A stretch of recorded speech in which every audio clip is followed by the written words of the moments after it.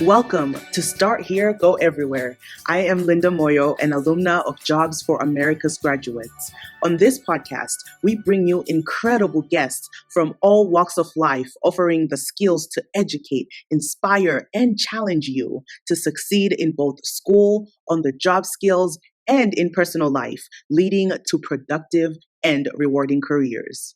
In today's conversation, you get to hear from Cody Claassen. He devotes his legal career to helping people who have suffered due to the negligence and carelessness of other individuals or corporations. Beyond this, Cody opens up about careers and hard work and how you can find something that earns you money while you're still passionate about. Cody, I am excited to be talking with you today. You are somebody that I see as having a lot of wisdom, a lot of knowledge and experience in all things life. But today in particular, I want to talk to you about careers and passions and how you can find something in your life that you can be proud and happy doing, but also making sure that you're financially stable. Especially in today's world, that is something that is incredibly difficult to get to. And so I would like to dive in by first asking you about your high school experience. What was high school like for you? You know, high school, I wish I could sit here and tell you that my success that I've experienced in my middle age years started in high school. It did not. I was a very, very poor high school student. So much to the point that I did not know I was going to graduate high school my senior year until my last semester because I had failed a variety of classes. And I couldn't tell you accurately what my GPA ended up being in high school. It was probably about 2.3, 2.4, a very low GPA. I failed a lot of classes. I was a very poor student. I had a hard time listening to other people tell me what to do. So I got in trouble for insubordination a lot. And I think that the reality was I just wasn't engaged in what they were teaching me in high school. Yes. So college wasn't a whole lot different than that. It got better. Every year that I went through college, I figured out that education was more important than I had thought the year previously. So my grades continued to climb through college. But I was a very, very poor student by most accounts. And let's break that down because we have this idea that to be a perfect student, you need to show up to class, listen to everything, like every direction. But for some, that's not the case. You are extremely smart, but sometimes that classroom environment is not the right environment for you to thrive. So how do students such as yourself learn in environments where they're often tied down? You know what, Linda? Here's what I'm trying to teach my kids, and here's what I want people to hear me say. I think there is part of being a high school student where it's normal to push back. It's normal to ask questions. It's normal to ask why. In fact, you should always be asking the why in every aspect of your life. Why are we doing this? And for me, my struggles in high school didn't come from a lack of ability. It came from I didn't like being told what to do when I thought the things that we were doing were silly. And when I asked why are we learning this? Why are we doing that? My parents empowered me, good, right, wrong, or otherwise, at a young age to be able to ask why. And when I asked why and I didn't get an answer that I thought was acceptable, I just wouldn't engage in the class. Yeah. What I think is more important than actually learning the material is being able to engage with people. And when I tried to engage with my teachers in high school, at least at that point in time, I did not perceive that engagement as fruitful to me, so I just didn't get involved with it. And did that change now that you... So yes, and let's dive into that. So I've got 6 kids now, as you know, Miss Linda, and what I hope I'm teaching my kids is it's okay to ask why. It's okay to challenge authority. It's okay to push the envelope. It's okay to push and drive hard because that's where great things happen. Now, you can't push too far, but you can push and push and push and push. You know, a saying that I started to live by years years and years ago was early to bed, early to rise, work like hell, and advertise. Now, so I'm an advertising lawyer, and but that can be applied to almost any different facet of life. So first of all, early to bed, you got to go to bed at the same time every night. I realize that's irritating. I sound like a middle-aged, boring guy. Get that. But if I could tell my 17 or 18-year-old self this, I would say, go to bed, have a scheduled bedtime, and wake up at the same time every morning. And yes, that's 7 days a week. And again, I realize that this is going to sound extremely boring, but early to bed, early to rise, work like hell and advertise. You have to work hard. Our firm has about 90 people in our office, and we ask ourselves this question every single quarter. We go through our analysis of our teammates, and on every single person in the team, we will ask, would you enthusiastically rehire this person on your team? And then you ask, would you want to go to lunch with this person on your team? And if you answer no to either one of those questions, you know what you should do? You should give that person the opportunity to go work somewhere else. Because life is way too short to have people that you're not excited to be around to work with. The reality is this, Linda. I've got 6 beautiful kids and a wife whom I adore and love at home very, very, very much. I spend more time with people in my office than I do with those people. So if I'm not going to be excited about going to work with Linda or Jill or whomever it is in your office, then I don't want to be around them. Yeah. So let's dive into that. Tell us a little bit about your title, what you do. You mentioned that you're a lawyer, but let's break that down and explain it for people, Sure. and then how you got there. Sure. Okay. So I'm one of the owners of Devon James Law Firm. We are the largest television advertising law firm in the state of Kansas. You see my 2 law partners on TV, Devon and James. I own the firm with those guys. We started our law firm in 2012, and there was 4 of us. There was the 3 of us, and then our office manager, who's still with us today. Today, there's 26 lawyers, and then about 70 support teammates. So it varies from time to time, but about 95 people in our organization. We have 2 offices in Wichita and 1 office in Topeka. The firm has experienced tremendous growth for a variety of reasons, but so much of it comes down to our work ethic and our team and how we all work together. And I don't necessarily work the best with every person on the team. I don't. And anyone who tells you that they absolutely love working with every person on their team every single day, they're full of it. It's a lie? It's a lie. It's a lie. You're always going to have your favorites, but I stand by what I said. If you wouldn't enthusiastically rehire someone, you should give them the opportunity to go somewhere else, because you're not doing them any services either. They're not going to excel at the firm. They're not going to excel in the company. And as human beings, we should want all other human beings to do well in life. And if Miss Linda's working at the firm and she's not a great fit, then she's not going to earn more and provide more for her family. And we should go give her the opportunity to go somewhere where she can do that. The firm has also experienced tremendous growth just because we really, really focus on our core values in the firm. Our core values are clients first, no fear of the insurance company, teamwork, hard work, and sound business judgment. And every day we focus on those core values. In fact, every decision that we make, big or small, needs to be in line with one of those core values. And when you have an entire office working towards 4 common goals, the rest of it takes care of itself. Yeah. So I'm curious, you mentioned how not everybody will fit into your firm. What are some qualities that would fit for any kind of job? What qualities do individuals, especially young kids, entering into the workforce, like what do they need to have? Here's the 2 things, my personal opinion, every single young person should have. And these are the things that I'm teaching my kids, or at least trying to, with some success, more so than other days. And it's going to sound really, really, really simple, and people are going to roll their eyes, and that's okay. But I'm very firm on these are the things I want to teach my kids. I got to teach my kids a strong work ethic, which I realize everyone talks about that. But having it and talking about it are 2 very, very different things. So what does that actually mean? What that Mm-hmm. means is you are present at work, you show up, and you work hard when you're at work. Okay. And you just have to teach work ethic from a very early age. Um, we've had people work at our firm where you can clearly identify pretty quickly that they Mm-hmm. just don't have a hard work ethic. That's number one. You have to have a hard work ethic. I think the only way that you learn a hard work ethic like you have, Miss Linda, is by working hard from a very, very early age.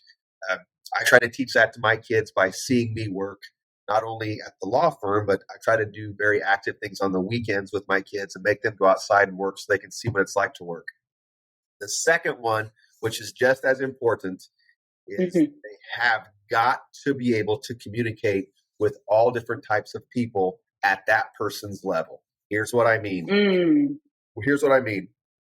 Um, we represent people from all walks of life.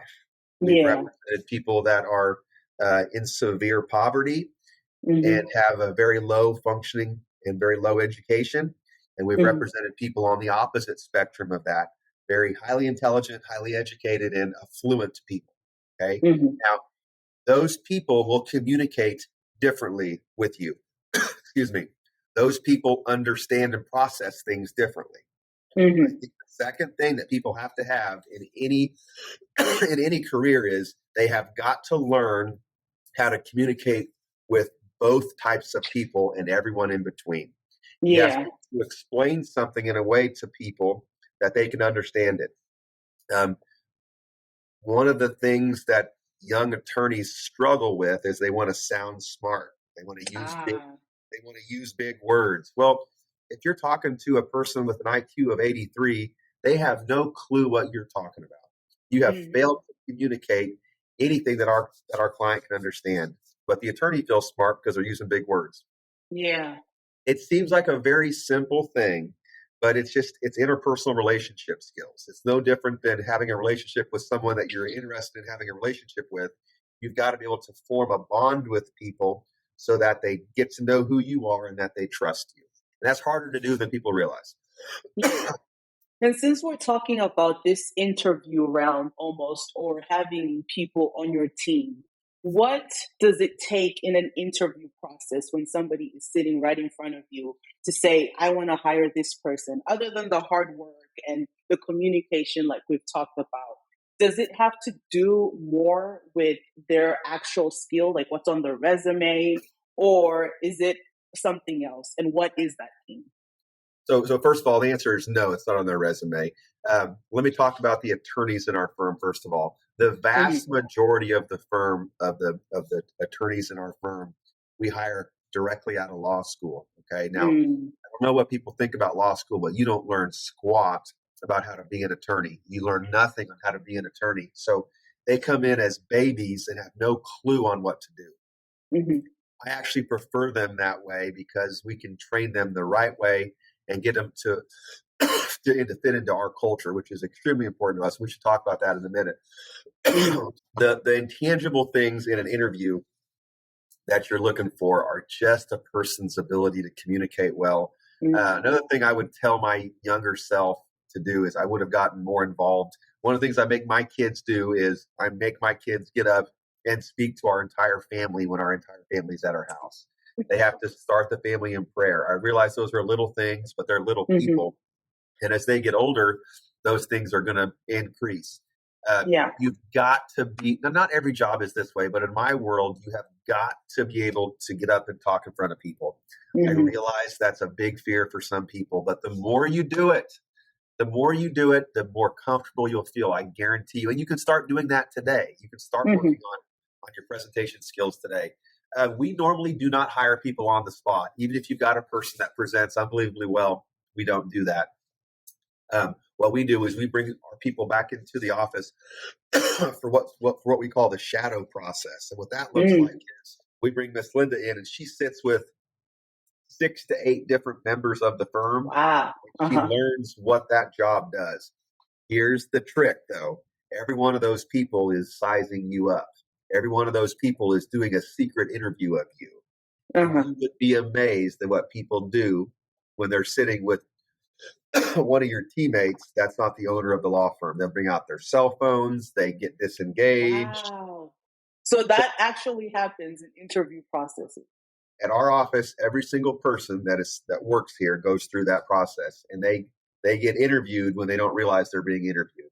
And there has been a lot of people, attorneys and non-attorneys, that made it through the first round and did very, very well in the interview process. But in that shadow process, when they go sit with the front desk person whom they deem is less important, or they go sit with one of the roles in our firm that they think is not as important, they're disrespectful and rude.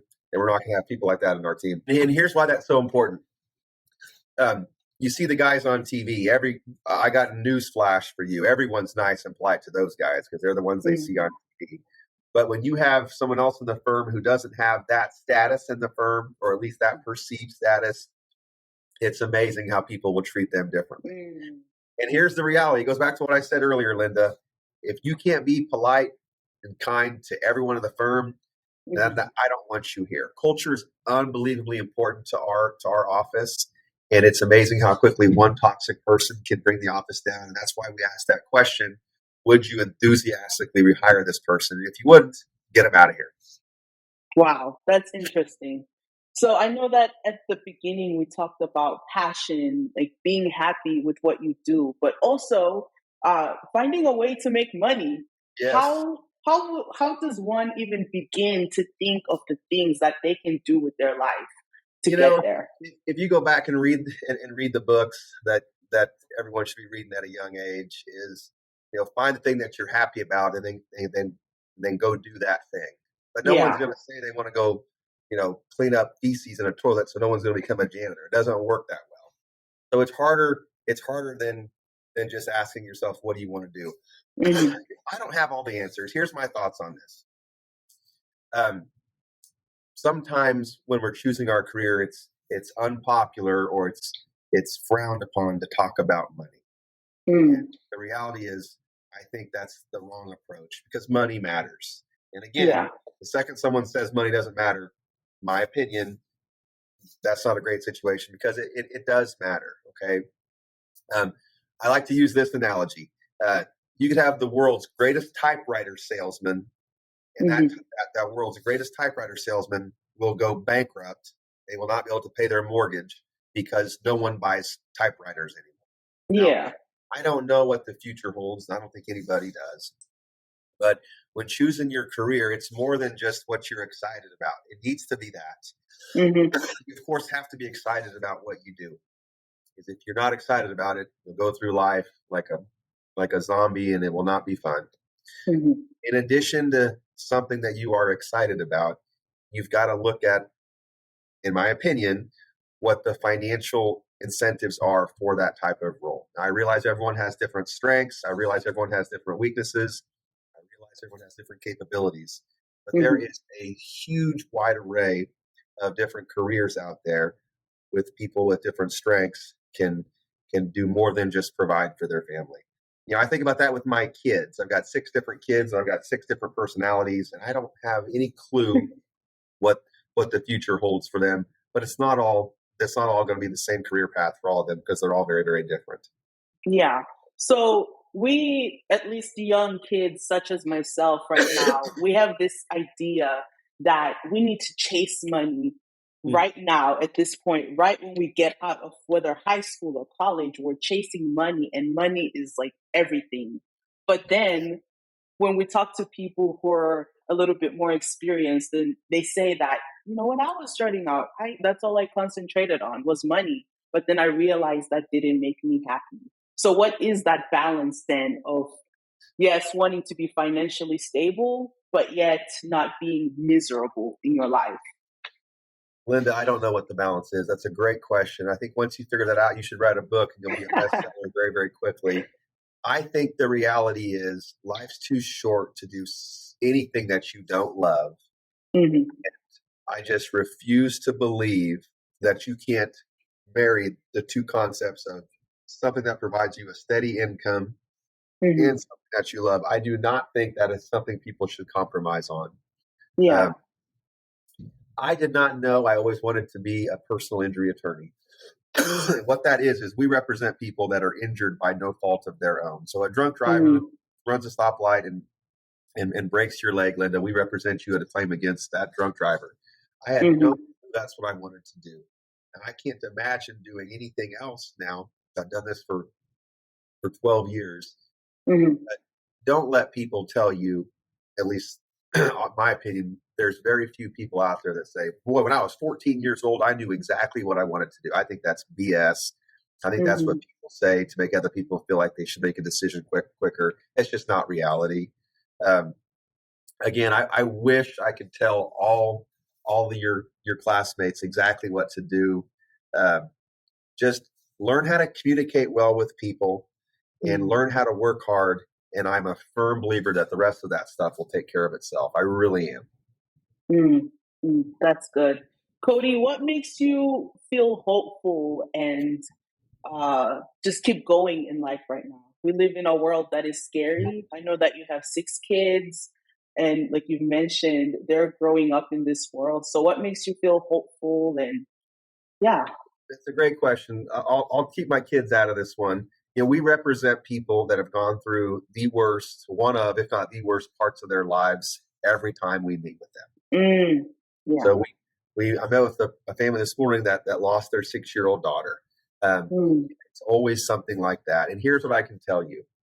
If these people can remain hopeful, and if these people can find comfort some way, somehow with these tragic losses, the rest of us can too. Here's what I'd say on that. And this is something that I think is probably the most important thing I'm going to talk about. I've made a lot of poor choices in my life. I've made a lot of bad mistakes in my life. Now, the key on this is you can't make poor choices every day. Because if you make poor choices every day, eventually one of those is going to end up really bad for you. Okay, now there's all different types of poor choices, right? You can stay up too late. That's a poor choice. You can drink too much. That's a poor choice. You can use drugs. There's 1,000 different things that can be considered poor choices. Okay. I've made a lot of poor choices in my life. Stayed up too late, made all these bad grades, all these things. First of all, you can't make poor choices every day. You're going to make poor choices because that's part of being a kid. It's part of growing up. I'm 40 and I still make bad choices. But if you make enough of them, something bad will happen. Here's the one choice you've got to get right. You've got to get this one choice right. You've got to pick the right person to spend your life with. Oh, you have got to pick. My wife's name is Molly. When you go out there to try to meet somebody to spend your life with, that is a choice that you've got to get right. My grandpa used to say to me, it doesn't matter what your spouse is into, you got to be into the same stuff. So if you meet this person and they're into bad stuff, then that's not a good fit for you. Yeah. So you can buy the wrong vehicle, you can choose the wrong major, you can go to the wrong college, you can choose option D on a multiple choice test. You can make all those choices and it's going to be okay. Yeah. You choose the wrong person to spend your life with, my opinion, it's really, really hard to recover from that. And that's one choice, excuse me, that young people need to really, really, really, really focus on and make sure they're getting it right. I got lucky. I got a good one. And there's good people out there, but you got to make sure you get that one the right way. And many people have different ways of what it means to pick the perfect partner. But I'm curious, how did you decide what a perfect partner was for you? I've got a really cliche answer. I knew within about a week that Molly I was gonna want to marry her. It's got to be someone. So I'll just speak for ourselves. What works for us is Molly supports me in a way that allows me to come to work and support 90 teammates, and she provides for me at home and takes care of me at home. Every situation is different. Every relationship is different, but Molly has always supported me with my career. And you don't have to have a career like I do to have support at home. But we all know people out there who don't get support at home. And just having her always, I guess the best way to say it, she always has my back on whatever issue I want to do. But she's empowered, and everyone else should be. She always asks why. We opened up a third office in June in Topeka. And I said, I want to do this. I want to expand the firm. I want to go up and take over the rest of the state. I want to keep growing the firm. Why? It's okay to ask. When you ask why, that's not you're not being a jerk. You want to understand what gets your partner excited about. And when I tell her about my excitement for making the firm bigger and creating more opportunities means more money for our teammates, more advancement for our teammates. And that excites me. I love watching people grow. I love watching people excel. And that's what gets me excited about growing the firm every day. How do you grow outside of the workforce? I know that you're passionate about your career, but how are you growing on the personal side of things? That's back to the health issue again. I'm going to come across as the cheesy 40-year-old guy, but you have to take care of yourself. You have to take care of your body, your mind, and this is common sense. And when someone says this, people say, "Well, of course, Cody," but it's true. Mm-hmm. You got to put in good quality foods. You have to exercise. You have to take care of yourself.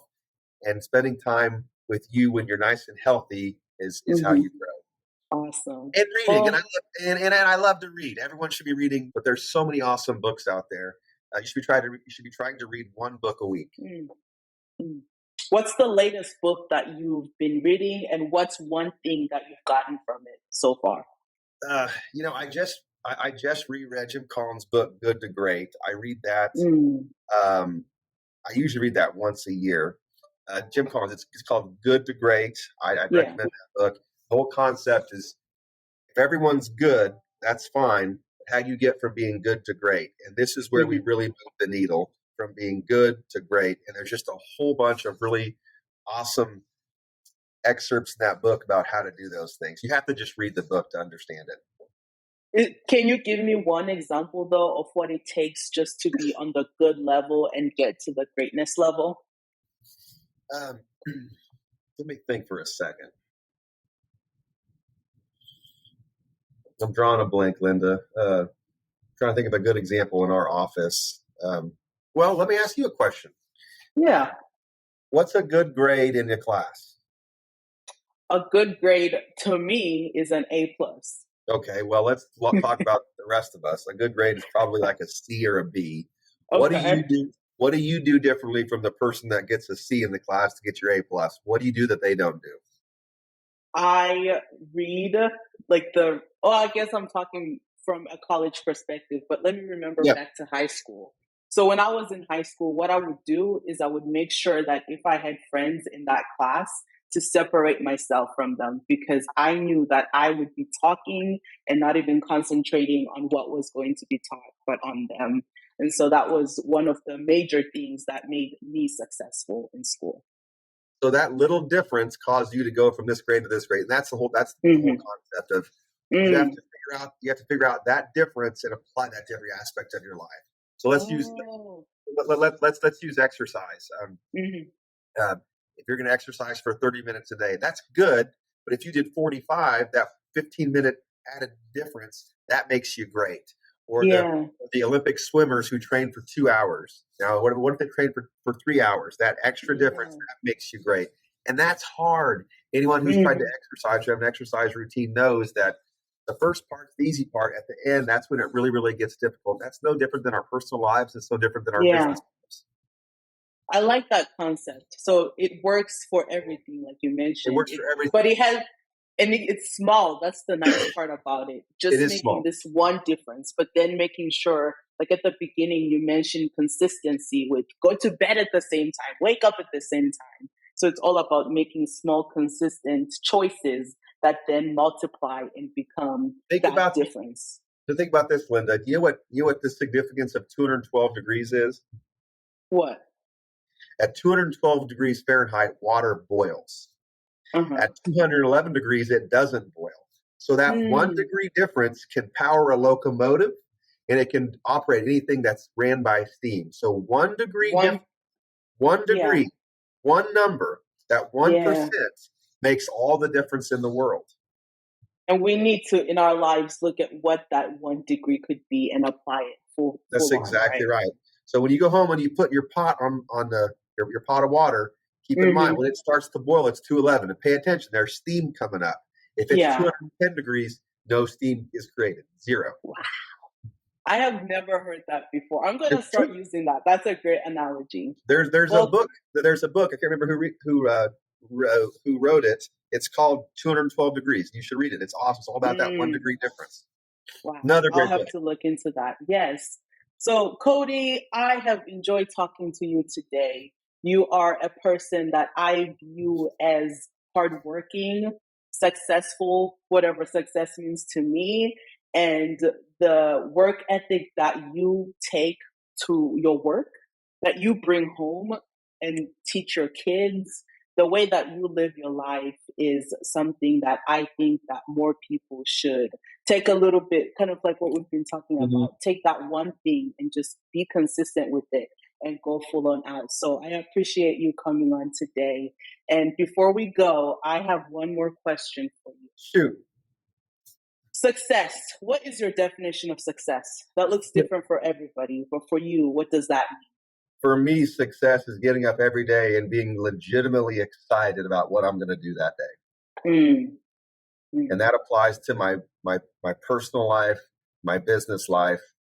When I wake up that morning, I'm excited about the engagements and the encounters I get to have with people, whether it's my family or not, every single day. That's success to me. Well, Cody, thank you very much. Thank you, Miss Linda. Have a great day. Thanks for listening. If you enjoyed this episode and you'd like to help support the podcast, please share it with others, post about it on social media, or leave a rating and review. To catch all the latest things, you can follow us on Instagram and Facebook at JAG Students. Thanks again, and see you next time.